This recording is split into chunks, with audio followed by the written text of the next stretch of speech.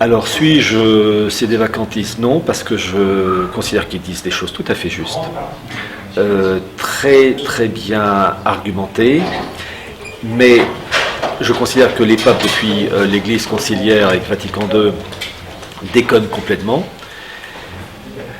Ce sont de mauvais papes. Je n'ai pas assez de connaissances théologiques pour être en mesure d'avoir un avis qui est celui des sédévacantistes. Simplement, je dis que les papes depuis Vatican II jouent un rôle qui détruit l'Église catholique classique. Pas évident de dire ça en quelques mots. Le monde orthodoxe est schismatique, il n'est pas hérétique. Il n'empêche que le monde orthodoxe est encore... les ordinations orthodoxes sont encore valides comparées aux ordinations de Vatican II qui sont invalides depuis 1968 avec le Pontificali Romani.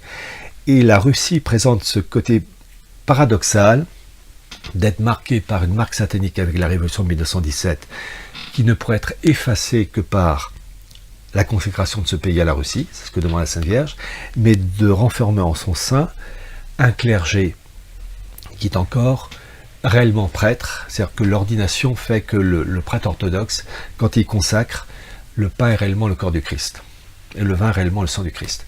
Chose qui est quasiment mort en Occident, à l'exception des prêtres ordonnés par Monsieur Lefebvre.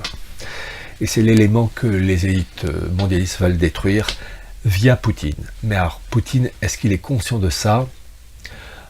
Je dirais non à première vue, compte tenu qu'il fait partie du système avec les oligarques qui l'entourent.